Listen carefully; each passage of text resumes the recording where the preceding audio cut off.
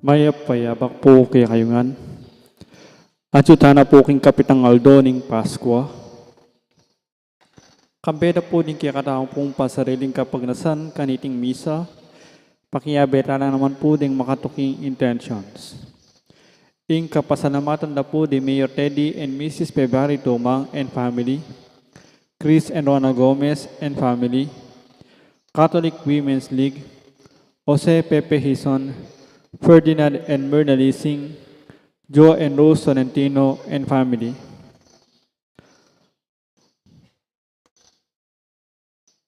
Kapasalamatan na naman ding magmasusi king Aldodang Kebaitan, Craig Christoph Amboya, Mike Alvin Torres, at Reverend Father John Senon Tulio. Special intention, Deeds Elite David and family, Felipe Pajardo, Maria Lorena Pamintuan, Rita Estoya, Villamor and Rosalina Tolentino and family. Para king kapaldanan dari Angel Pajardo, Elmi Ronquillo, Bella Trinidad, Joy Manalo, Bianca Marie Santiago, Maria Teresa Sampang.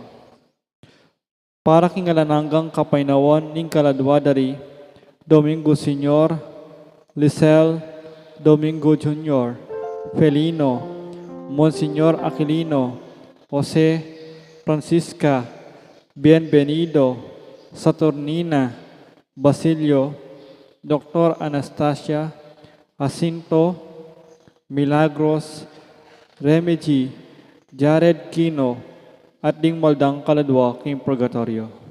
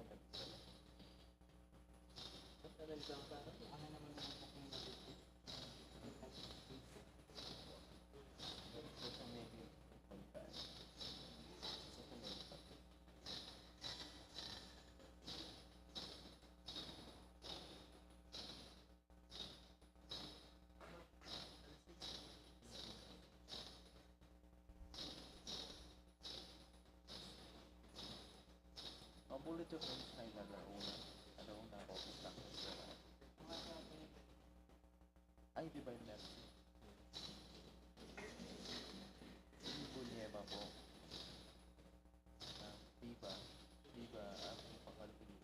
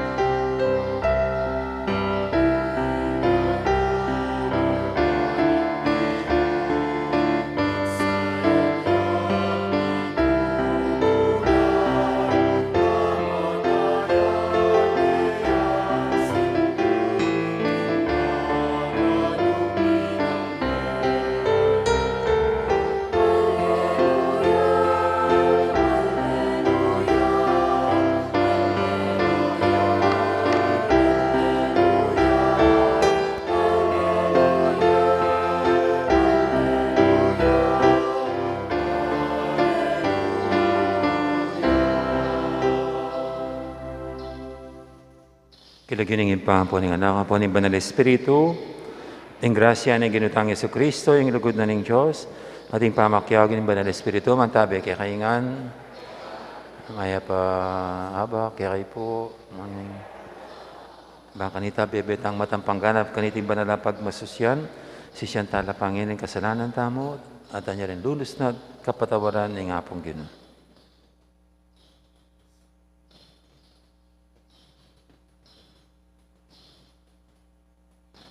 Ginoo, igayng babiyate at taganlog, karing tapat patuto, karing makapagmula lamang dapat. Ginoo, pakalulo. Ginoo, igayng mumutos karing alagad mong muntala, king mabilog ayato, at ipanaraling may pabalita, karing sablang tao. Kristo, pakalulo. Ginoo, king lagyo mo, kumayat kami, at akamtaning kaligtasan. Ginoo, pakalulo. Ing Diyos, sa may ipaintuto, pakaluluwa na katamo, at king pangapatawad na rin kasalanan tamo, idala na katangan sana, king biye alanganga.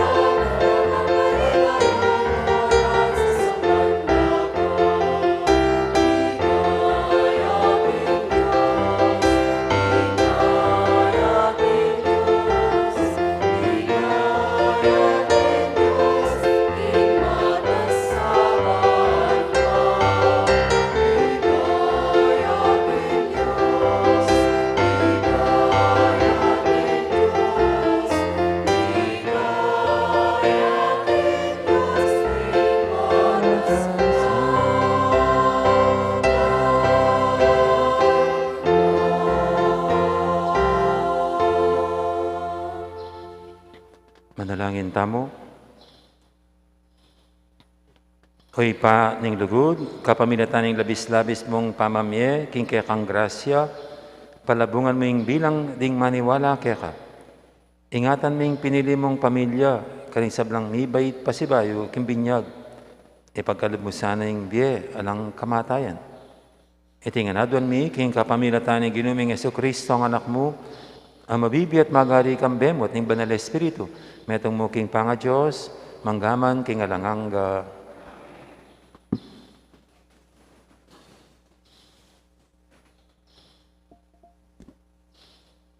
Pamamasang ibat, king libro ning dapat daring apostol.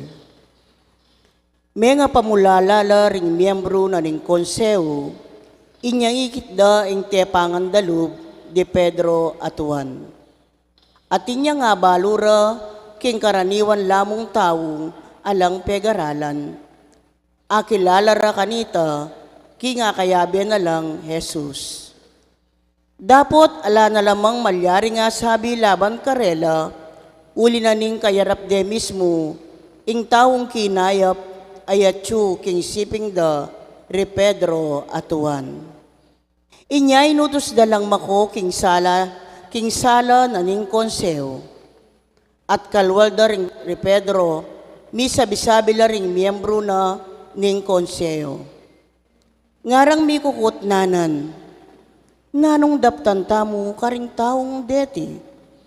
Balo da ring sablang tao, kete king Jerusalem, king ilaring dinapat kaniting milagro, at eta mo malyaring alingad iti.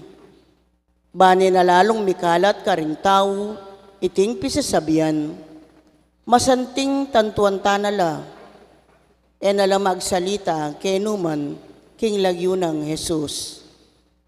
Inya pepayaos dalang lungub pa si bayo, at sinabi da karela, king nala magsalita, o tuturo, king makananumang paralan, king lagyo ng Jesus. Dapot, ngarang may kibat di Pedro at Juan. Ikayo na mismo'ing matul, nung isano'ing matulid, arapaning Diyos. Ing maminto kami kay kayo, o maminto kami king Diyos. Uling ikay malyaring magsalita, tungkol king ikit mi, ampon dimdam. Lalo na lang tintuan may git ning konseyo, at kaybat binulos dala. Alalang akit asangkan, para parusan dala, uling pupuryan de, ring sablang tawing Diyos, uli na ning mepalyari. Amano ning Ginoo. Pupuryan da kawo Ginoo, uling pekibatan mo ko. Omon niya kayong kapasalamatan king Ginoo, uling mayapya, wagasing lugod na at alanangga. Gagawa na akong mayupaya at masikanan ning Ginoo, yaing babiye kaligtasan kanako. Kaya kung pakiramdaman, ing masayang kantahan, ning tagumpe, ding king toldara, ding memalen, ning Diyos. Ingupaya na yang mamye tagumpe, king kikatang pamakilaban, karing kasalang.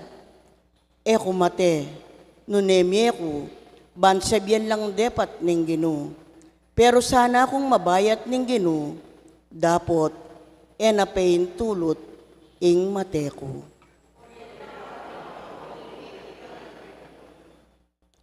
Ibuklat yula ring pasbul ning templo, lungob ko at pasalamat king Ginoo. Iti pasbul ne ning Ginoo. Diata mong makatuliran ilang keti daralan. Ginoo, ikaing kakong pasalamatan, uling kakong panalangin, kekang pekibatan, layon mo kong pepagtagumpayan.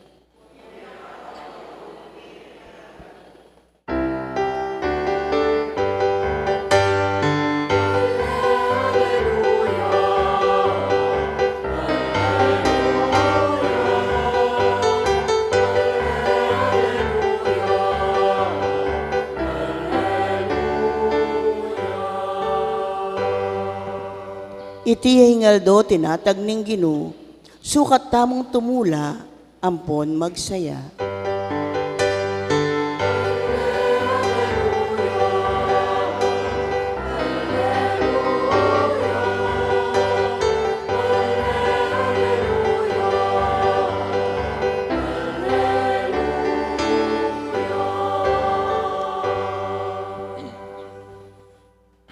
Ang Ginoo manatili kaya kayo, pamamasa kay may pabalitag pangkang San Marcos.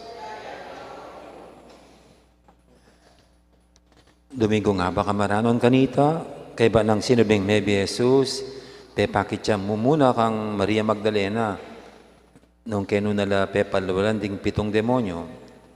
Pintala na lang Maria Magdalena, ring alagad ng Jesus, at beritana nala, disna na lang malungkot at manangis.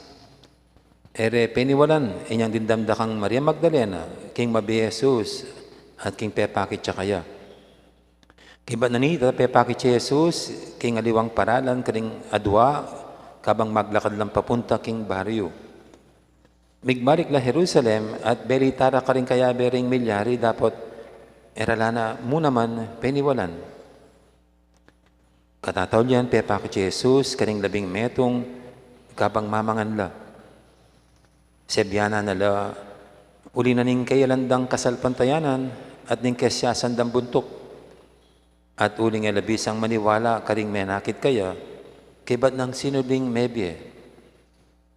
At sinabi ng Isis Karela, munta kayo king mabilog ayato, at panaraling may pabalita karing sablang tao.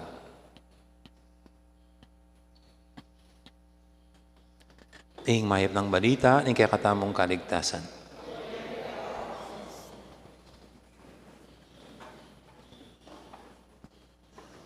Isa pong maliwanag na kinukwento ng mga ebangelista tungkol sa muling pagkabuhay ng Panginoon ay yung napakahirap para sa mga apostol niya na maniwalang si nabuhay na muli. Dito po sa ating ebanghelyo ngayon, ito kinuwento ni Maria Magdalena kung paano niya nakita na si Jesus ay buhay, pero ayaw maniwala ng mga apostol. Tapos mayroon pang dalawa rito na alagad din ng Panginoon, kinuwento kung paano raw nakasama ang Panginoon sa daan.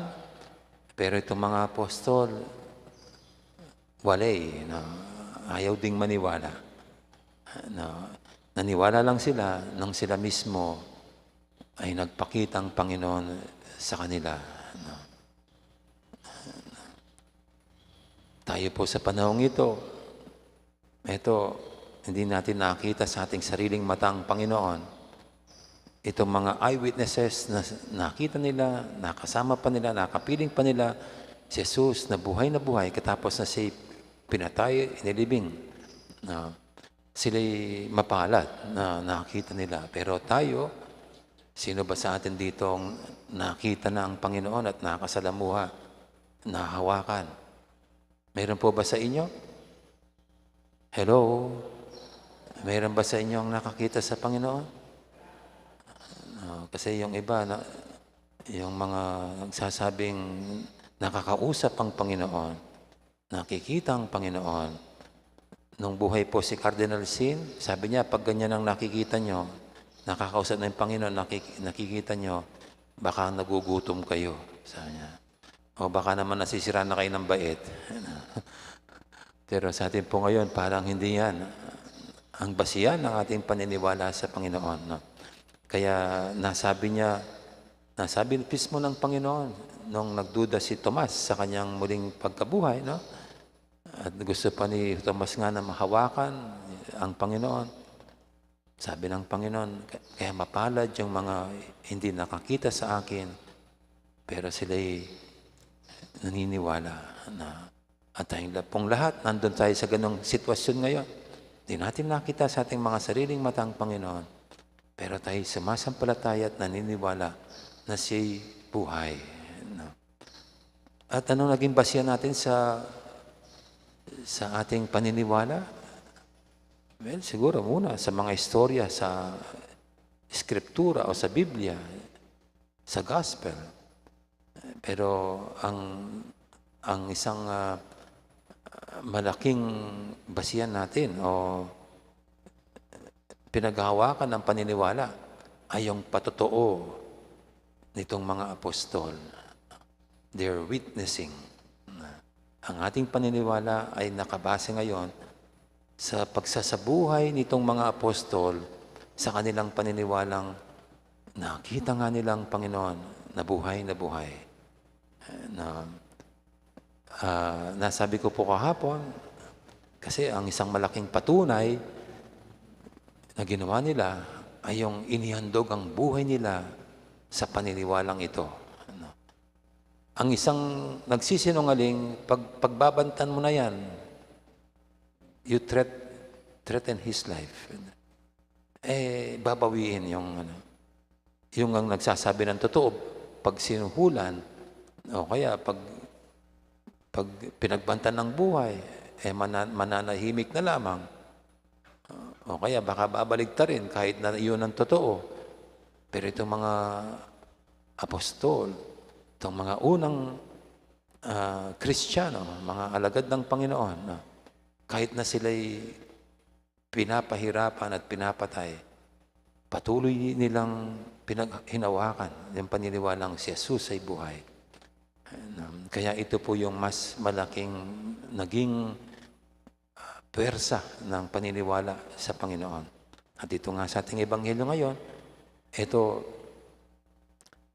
sinusugo ng Panginoon itong mga lagad niya para humayo at dalhin itong mabuting balita sa lahat. At tayo po'y naging beneficiary, recipient itong mabuting balita na inumpisahan, ikinalat ng Panginoon tapos sa mga alagad. At tayo ngayon ang nasa posisyon para ikalat itong namana natin, itong napasa sa ating pananampalataya.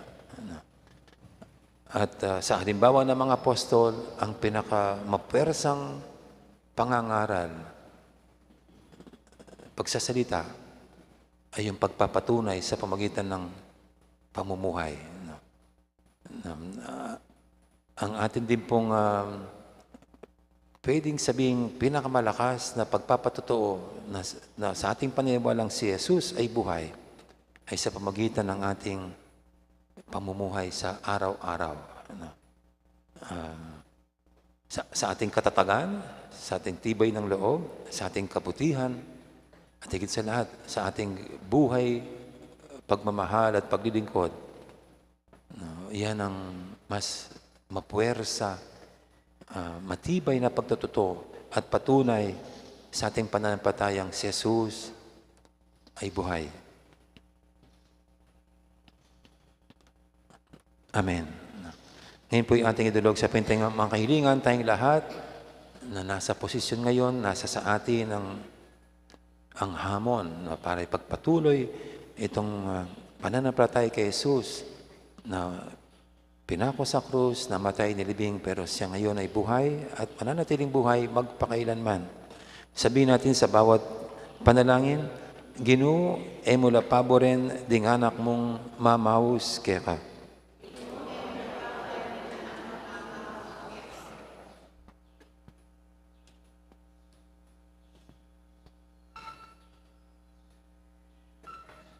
Banding pastul manimunala king kasalpantayanan, at suyandong mit mong lugod ding kawan apig katiwala ng Kristo, king karelang pamaningat, ipanalangin ta king Ginoo. Baning kabilugan na yato makapagsayaya, king kanwana ning tunay kapayapan, ing kapayapan na babye na mismong Kristo kay katamo, ipanalangin ta king Ginoo.